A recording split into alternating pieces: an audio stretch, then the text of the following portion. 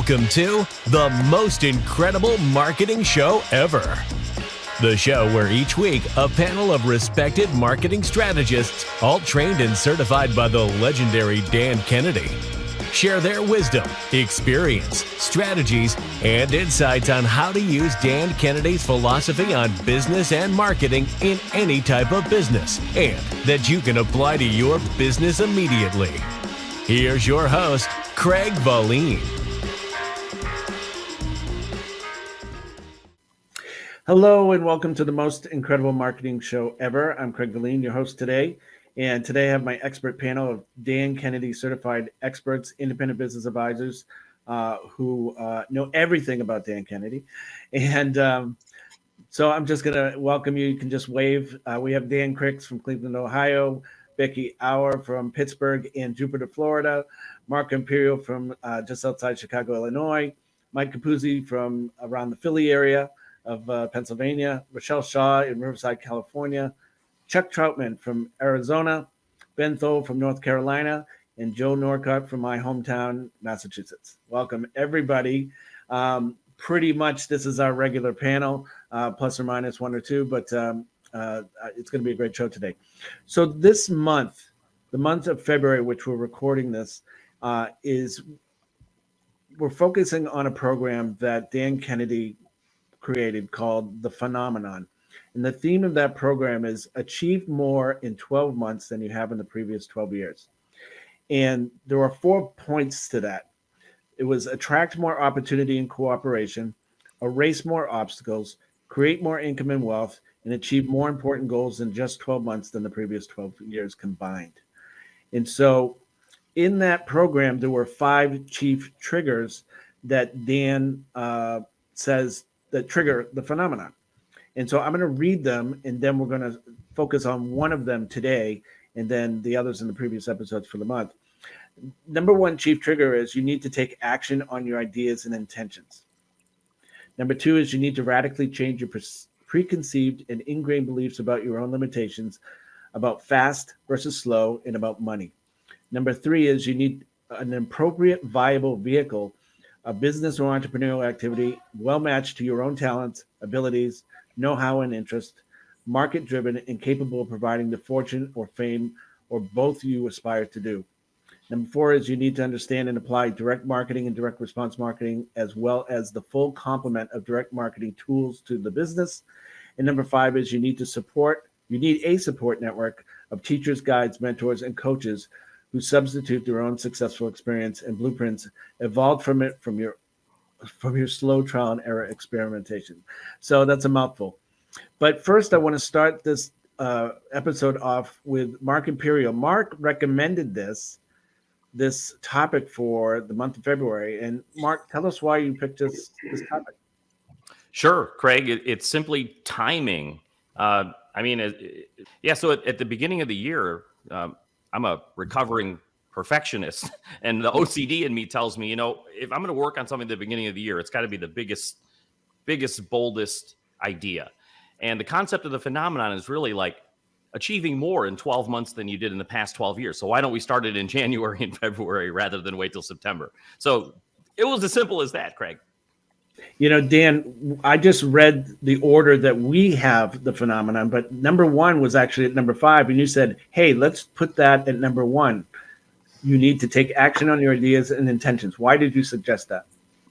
Well, because, back to a little bit kind of like what Mark had to say, this is the time of year a lot of people are open and thinking about getting things done. So I wanted to talk about taking action and what you need to do to get your goals on the way to achieving them as soon as possible, to be able to help some people put some things into place, take some action, and really see some good results from it. Yeah. So Mike Capuzzi, welcome to this episode of the most incredible marketing show ever. What do you see as one of the number 1 challenges when it comes to people getting a big idea and then not doing anything with it, or doing something with it, but not bringing it to full fruition? Talk about an example. Yeah, well, I think, Craig, I think you kind of answered the question as I would answer it. I think the big problem with folks is they have lots of ideas, especially as Dan said at this time of year. I mean, we all do. But I think for whatever reason, whether it's just energy, things get in the way, I think a lot of great ideas don't ever see the light of day because action's not taken. So I think, that's really the key thing. As a matter of fact, I was going through kind of thinking about this topic as we were getting ready to prepare. And in 2008, a little quick test here, I published one of Dan's Ultimate Success Secret books, co-published, co-authored.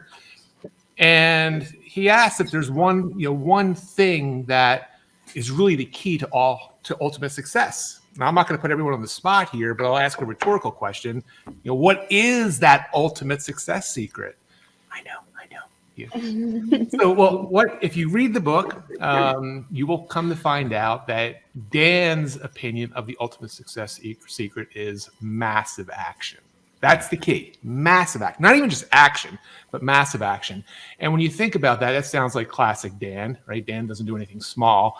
So it's this idea of, when things come to us, when ideas are presented, when opportunities are presented, to go all in, to determine to see if it's worth it, obviously. But if it is a good idea, then, just go forward. So I think this concept of massive action is, again, it sounds like classic Dan Kennedy, where, it's just do it, right? He says that in the book, the big Nike thing, just do it. So was that the answer you would have had, Craig? That's the one I would have had exactly, verbatim. Rochelle, what else needs to be in place when somebody has a big idea? What needs to be in place in order to make it happen? Geez, well, I always think of breaking it down into projects versus tasks, right? Mm. So anytime like you have this list, you've got this whole list that's like all of these big projects instead of, okay, well, what does it take to get that project done? So even like writing a book, right? How is that broken down? It's like you don't write a book, just say, okay, yeah, that's on my list of things to do today. It's no, okay, well, what are the different chapters? What's the outline of the chapter? Okay, well, what are the big ideas for every chapter? All right, now, what stories do I want to put that's attached to this big idea, right? So even the massive action, I think people get tripped up with understanding the difference between a project and a task. Becky, how does somebody know what the first thing to do is when they're putting an action plan into place? That's a great idea.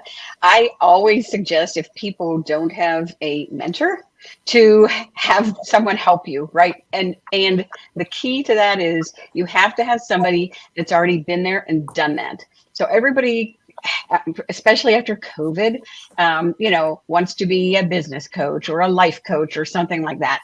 And that's cool. But I would say if you are going to take advice from somebody, you want to take advice from the expert. So just taking me, for example, right? I ran a restaurant started from 0 up to 6.5 million. So anybody else who's going to start a restaurant, I would say get a mentor who's already owned a restaurant or started a restaurant for yourself. Don't go to somebody who's never done what you want to do. And so when you're looking for that person, I would just say you have to vet them a little bit and you have to be comfortable with them because not everybody's your peep, right? There's a lot of different people out there. And that's why there's 9 of us on this call, because not everyone's going to like me, but they might like Dan Cranks, right? So there's just a whole bunch of different factors that go into it. And look, so everybody likes me, Becky. Everybody likes me. You know it, Rochelle. I like you. Of course, we're the only 2 women on here, so what can I say? Right. We're gonna always, over some hot wings. That's right. As far as you know, you're the only 2 women here. Anyway, that's true.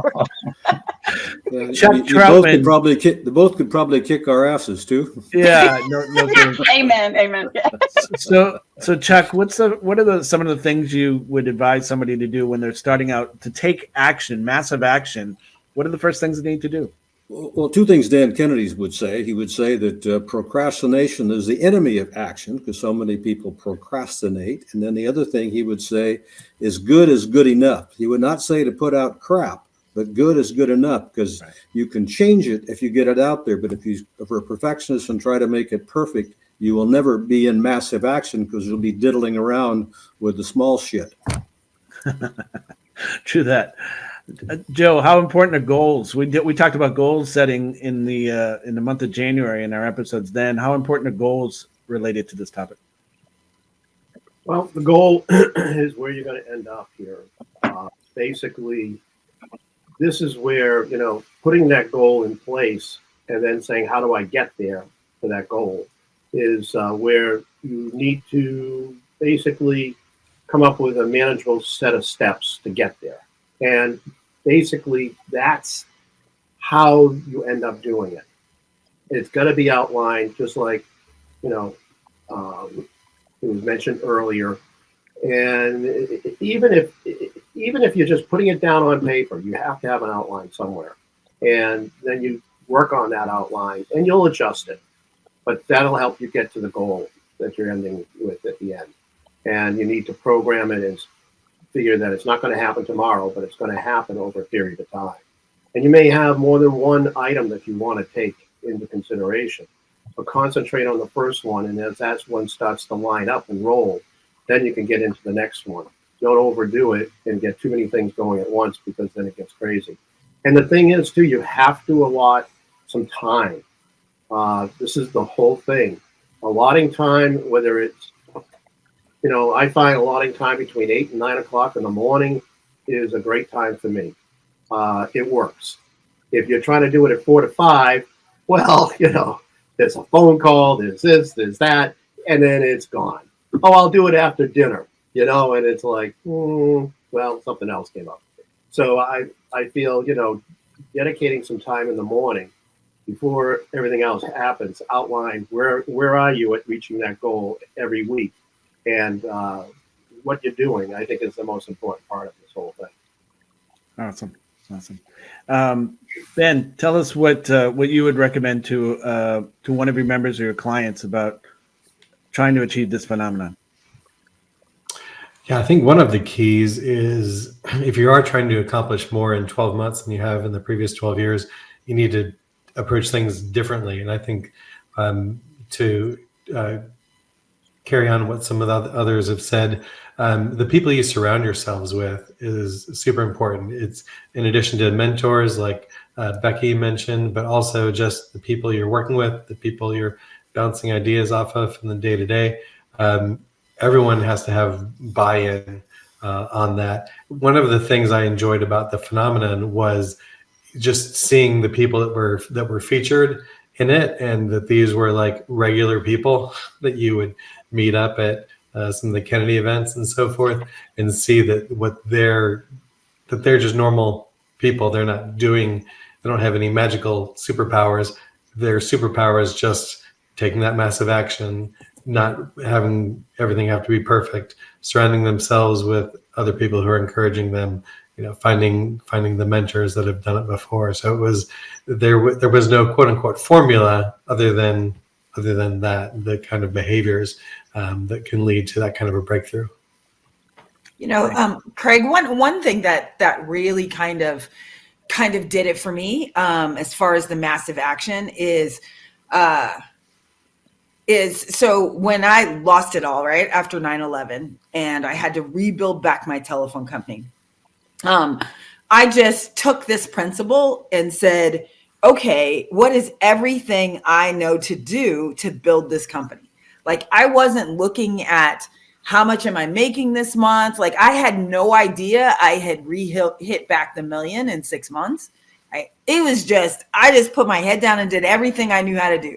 So I was doing direct mail. I was doing outreach. I was calling everybody. I was making sure that everybody who called, we got their address from. We were following up. Like, I fixed the scripts in my business so that every time somebody called, like, my staff knew exactly what to say. I monitored that. I sent out a monthly newsletter. I did every single thing. And then literally it was September. I looked to see, and I clicked on the button, how much I had deposited in the bank. Statute of limitations is over, right? But how much I had actually deposited inside of the bank. And it was $947,000 in September. And I was like, oh my gosh, I'm going to hit the million. Like, I'm going to really hit the million. But it was because of the massive action, right? And so I think that part of people get caught up in the planning. And I am like totally reverse. I just do. I just do. I just sit there and just do. Okay, what else do I know how to do? Even after this recent cancer battle, right? Isn't this fun?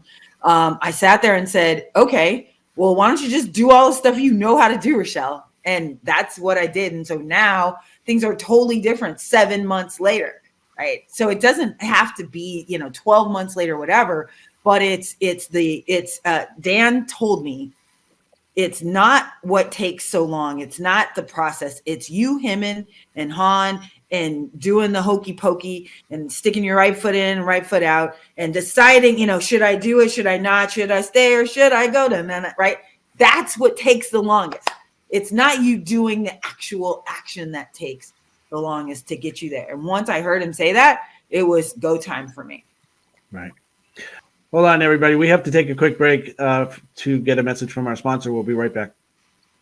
This episode of The Most Incredible Marketing Show Ever is sponsored by Ben Thole at marketingfunnel.com. Marketingfunnel.com empowers coaches and experts to scale their businesses with effective marketing automation.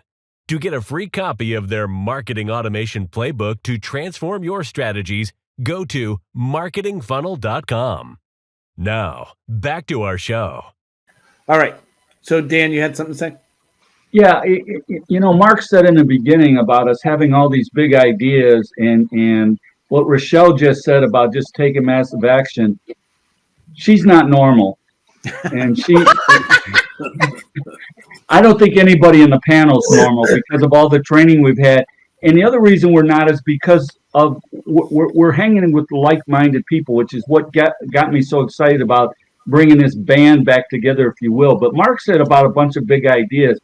Here's the thing that a lot of people have to be careful with.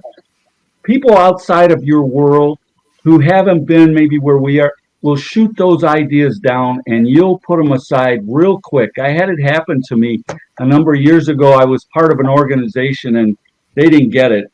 And I brought it up an idea and I let them shoot it down. I literally let them shoot me down. And I came back a year later and did it, and it was tremendously successful. Had I brought that idea up among a group like this, I would have done it a year sooner. I would have made more money. So you have to be careful because there's a lot of people around you who will blow up your ideas and discount them. And so you want to make sure you try to surround yourself as much as you can with like-minded people, success-oriented people who get it. Yeah. Becky, you had something you were chiming in as well. Sorry, don't know how that happened. What I was going to comment on Rochelle was she did a lot of littles. When I work with somebody, I'm like, you got to do a lot of littles and you got to do it all at the same time and you can't get overwhelmed, and I'll help you through that. And one of the things that I remember Dan Kennedy always saying is you just got to start doing it and taking direction from the right people, having that mentor. I helped save another fellow restaurant owner. He was 2 weeks away from bankruptcy. And I said, I can tell you exactly what to do, but you have to do it. You have to implement it. And to his credit, he did it. But there are so many people that just won't or can't or don't want to try because they might fail.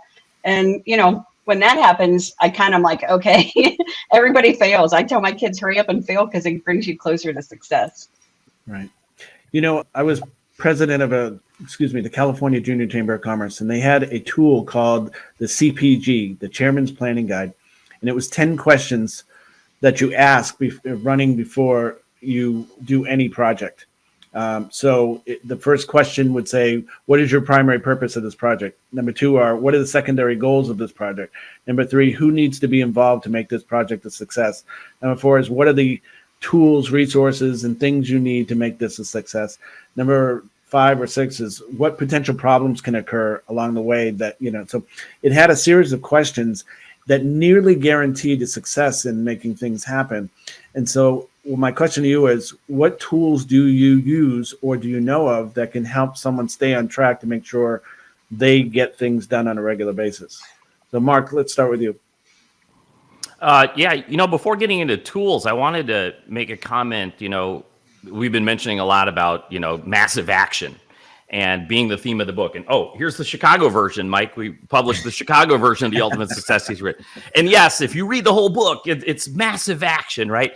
And then you say to yourself, okay, that's great advice, but what does that mean? Or I believe that the number one for anybody listening that might be like, great, that's great to say, massive action. What do I do? Now I'm running like a chicken with my head cut off, right? What am I doing? And I think the number one enemy to massive action is analysis paralysis. If you guys have ever felt that, it's like, what is it that I should do? And linked to what a lot of folks said here, when you're surround yourself with people that have already done what you're looking to do. They've already got the model. So it's like, join mastermind groups, or even just research, study case studies of businesses that are similar to what you're trying to achieve. But the point is, analysis paralysis is what do I do first? What do I surround myself with?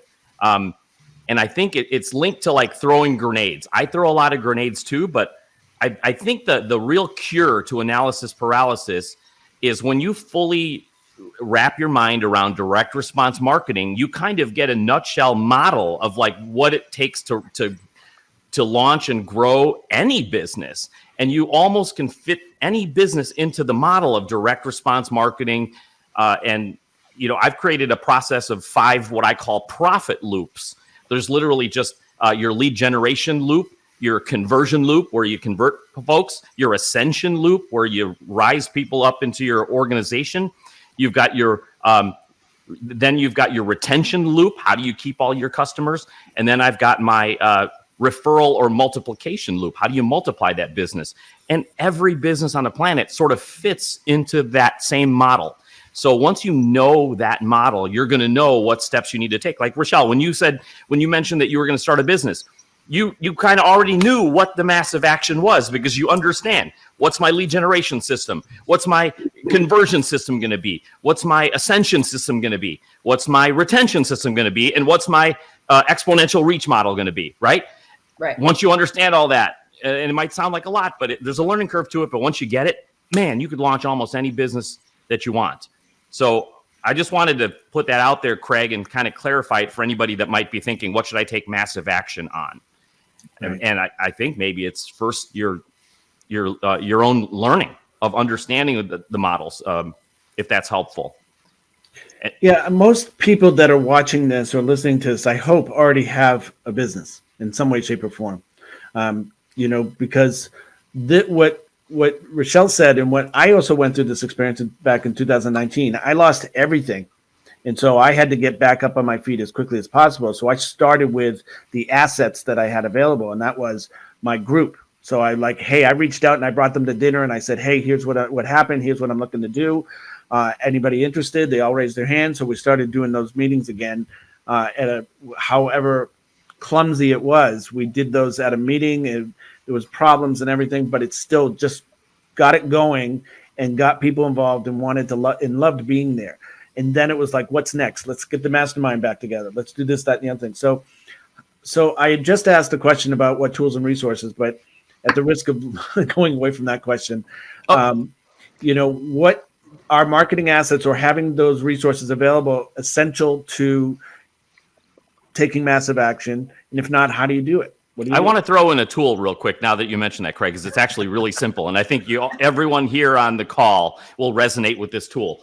And that's having yourself a signature book. Lead with a signature book in your field, whatever your process is. If you want to get into any field fast, what I've learned was when people didn't know me in a certain market, write the book on it and get it out there in the market. Then you can go speak on it, do media tours around it. But the title of your book, the theme of your book, your content of your book is going to define who it is you are, who you serve, and how you serve them. So a signature book, I think, is one of the first things that I would always lead with in any field. Thank you, sir. Mike, what do you think? As far as tools to achieve these actions and goals, Craig? Yeah. I've been thinking about it, and I would say the answer I was going to give 2 minutes ago is going to be different than what I'm going to share right now. And I think this kind of goes to what Rochelle and even Becky suggested, but I will go back. you've got to, it's really a lot of this, everything we're going to talk about throughout these episodes, a lot of it comes down to your own head trash and where you are in your own head. And I would say you've really got to be very careful. If you want to be running optimally, whether it's marketing, goal setting, goal achieving, business growth, your head's got to be in the right place. And I took an entire year off not too long ago of all media, all crap and that stuff that, you may think, well, I'm strong enough, none of that affects me. But if you're checking social media and you're listening to other people and they're bringing you down, that all has a direct correlation and a direct effect on your performance and your productivity and your ability to really, achieve a lot of this stuff. So I think that, as I'm sitting here thinking about it, I just think having that clear head and watching what you put in, watching what is feeding your brain is really, really critical on how well you can do everything we're going to share. That's good advice. We're getting towards the end of the show, so I want to get people around that topic. One of the 3 questions we just asked. So it's like, what advice do you give for people to take massive action and on their dreams, on the things they truly want and desire, and what advice can you give? So Becky, let's go with you. Yeah, I think one of the easiest ways, I think, to track your goals is to start with a 5-year plan, then a 3-year plan where you want to be, and back into it. Then your 1-year plan, and then you break them down into 90-day increments.